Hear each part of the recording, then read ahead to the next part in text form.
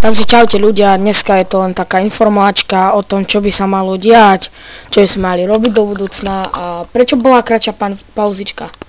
Tak, kratšia pauzička bola preto, lebo natáčať sa mi veľmi nechcelo a mám pomalý upload, neviem prečo. A po druhé, ďalší dôvod je, že pol týždňa som nenatáčal tiež kvôli tomu, že som mal zaracha. Nemal som čas a tiež máme strašne veľa učenia teraz v škole. Keď možno sa vám to nepovie, keď som 7 na základnej, ale strašne veľa učenia, no. Ale s môjim pomalým uploadom to nestíham, no. Ale myslím, že do budúcna už by sa to malo dať.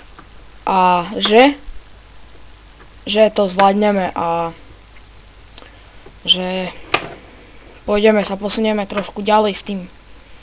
Že si napríklad ja kúpim konečne podložku pod notebook do budúcna. Nechce sa mi teraz, ale no čo už. Do budúcna si asi kúpim nejaký mikrofón, lebo teraz si držím webku a do nej hovorím. No a je to taká len informovačka, no. O tom. Možno sa pýtate, ako dlho chcem natáčať. Neviem, vôbec neviem podľa toho.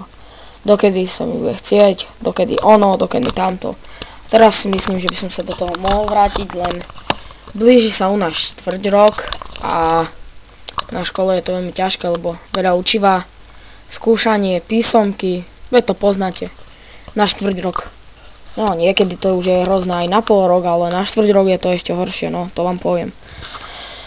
Tak, čo by som sa dopredu mohol, že čo by som natáčal? Určite budem natáčať Minecraft, mám tam už natočené jedno video, len upload je strašne pomalý, tak bude to trvať, no.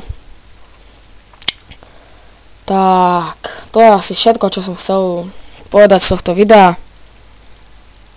No a tak, majte sa.